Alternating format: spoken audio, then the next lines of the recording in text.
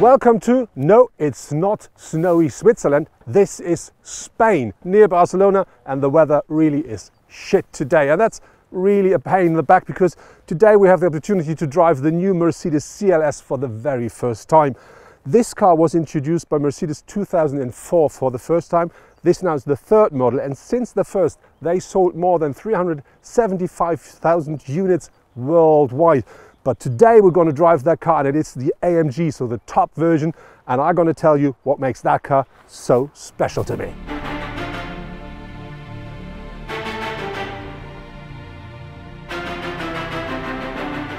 Because of these bad weather conditions, I have to be honest with you, I have absolutely no interest in running around the car explaining you the exterior design, but we were lucky because we did something in advantage with Gordon Wagoner, so the chief designer of Mercedes-Benz, and I think he can tell you about that car a lot better than I can. That car is the first true designer's car. The first generation was the first time when designers were allowed to actually do a car looking like a design sketch, with a very small greenhouse, low roof of course, nice flowing silhouette, high belt line, big wheels pushed into the body, and that concept was so successful that of course now we are seeing Power Coupes all over the place from all manufacturers in all different classes, but still CLS is the true original. And so we kept this responsibility, and we kept the DNA of the first CLS, which is basically about this super extreme flowy silhouette, and we just clean it up. If we like it, we take a line off. If we still like it, we take another line off. And as you see, there's no line left, which is the next level in our design philosophy of sensual purity. And basically what we do is we sculpture the whole thing with light and shadow with this nice bone line, is what we call it. To do that, to reduce the lines, it's very crucial to have great proportions, because proportion is everything in design.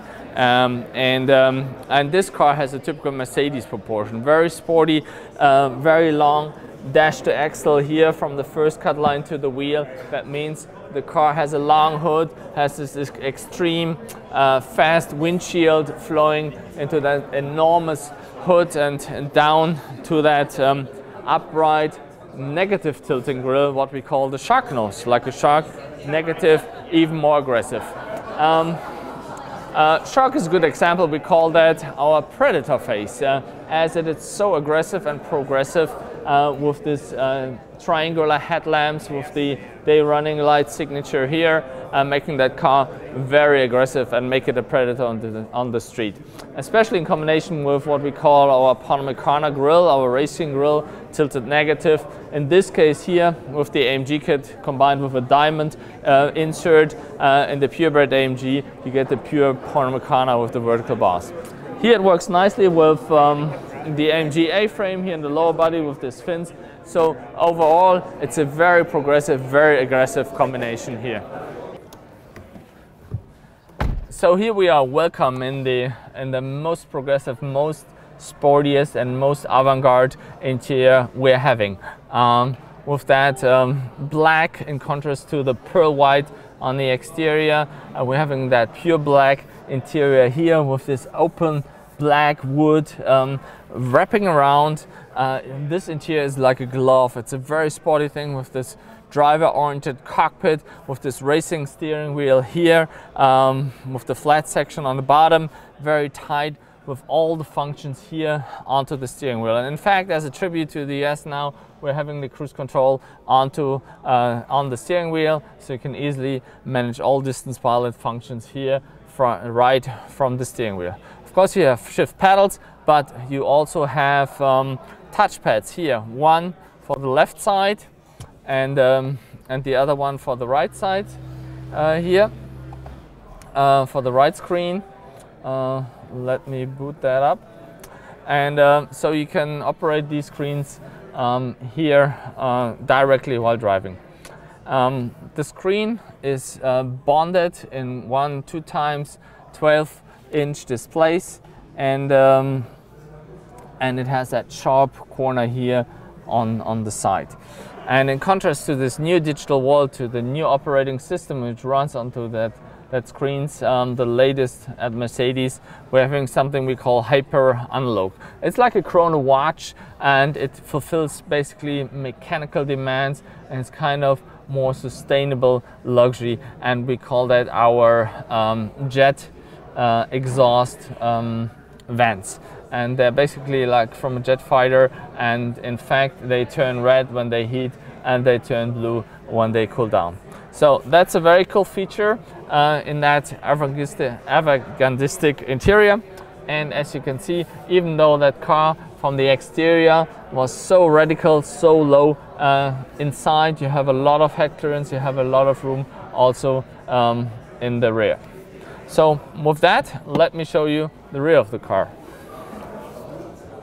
Coming to the rear, this is almost the nicest part of the vehicle, as it is really embodying our essential purity philosophy, something that is really cool and something that is really hot.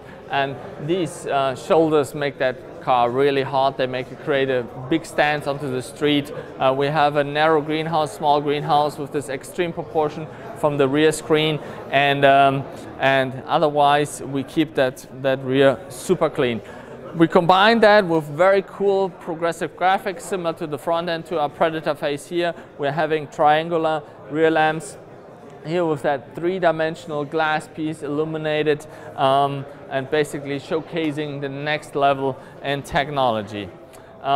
We put the license plate in the rear bumper that allows us to present the star very nicely onto this full and clean surface, and make that car the next design icon in the next generation for the next decade.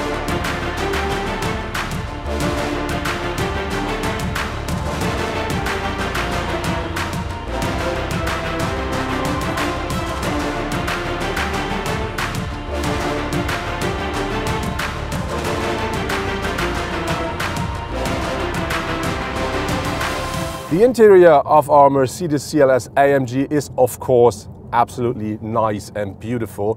What I really like with the interior, beside these two big screens here at the front with a glass panel on top, is on one hand you can really configure them the way you want, and they give you loads of very nice informations. And another thing is the seats are absolutely great. They give great support. You sit really deeply in the car, which I really like. And on the other hand, they're really very comfortable. Very important is, if you're a tall person, you have to take a seat in the car with this glass roof mounted, because that really reduces the height here inside of the car about, I would say, 2 to 3 centimeters. So that gives me, for instance, not enough space to really sit upright the way I want. But just try it out and maybe it works for you. And another thing which I do not like so much is, because of the shape of the car, we do have this big A-pillar here, and that is combined with the rear view mirror mounted outside on the door. And that gives me, when I drive left curves or left turns, a black spot here, which I don't like a lot. But maybe if you're a bit smaller, you have a different seating position, that maybe completely changes. But if you want to buy the car, and if you're a tall person, you have to try that out first. But the rest of the car, I really have to say, craftsmanship, materials, everything the way a Mercedes should be.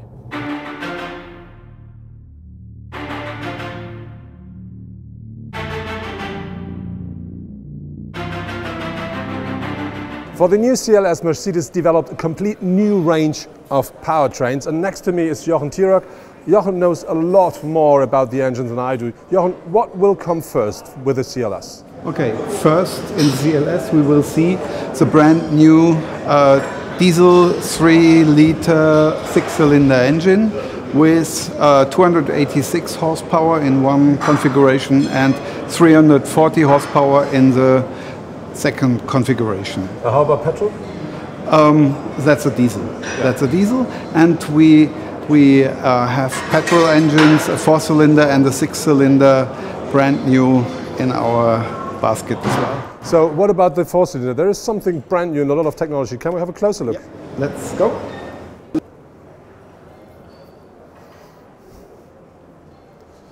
This here is the brand new 4-cylinder 2-liter petrol engine, and there's loads of new technology in it. Jochen, what in detail does Mercedes develop to make that system work? Yeah. We have here our called M264 4-cylinder inline petrol engine.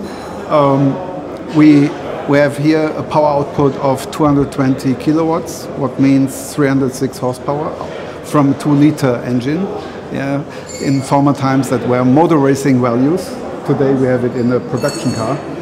Our 48 volt belt starter generator. You see it here or from here.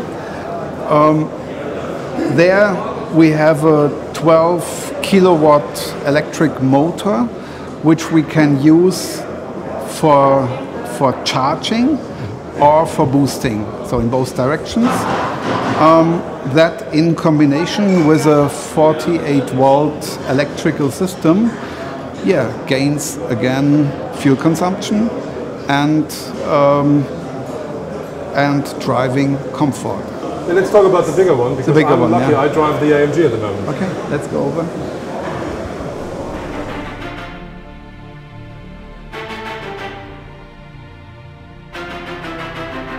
Now we're here at the heart of the new AMG 53 model range, and I've just a question. This looks like loads of technology. What makes this new 6-cylinder so special? It doesn't only look like, it has a lot of technology. I tell you some. Here we have the 16 kilowatt integrated starter generator.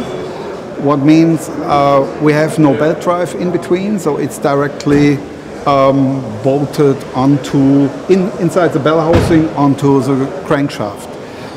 With the advantage with direct drive onto the drivetrain without any belt in between. And it has 16 kilowatt power instead of 12 kilowatt as a 4-cylinder. So the next one, we have here a twin scroll turbo system as well, but in addition we have an electrical booster where when you normally have your turbo lag in lower RPMs, the booster boosts and you have full turbo power output in low RPM without any lag anymore. Okay. So that contains the booster and it needs the 48 volt electrical system. One special here, we have no belt anymore. You don't see any belt. It's a beltless engine. So you have the air condition system with a 48 volt motor, and as well the water pump is 48 volt electric driven, what means you drive these units only when you need it and not when the engine is running. Yeah. Great. So that's a lot of technology to give the car the extra kick, but very important for all of you who love 8-cylinder engines. There will be for sure an 8-cylinder version for the AMG as well quite soon.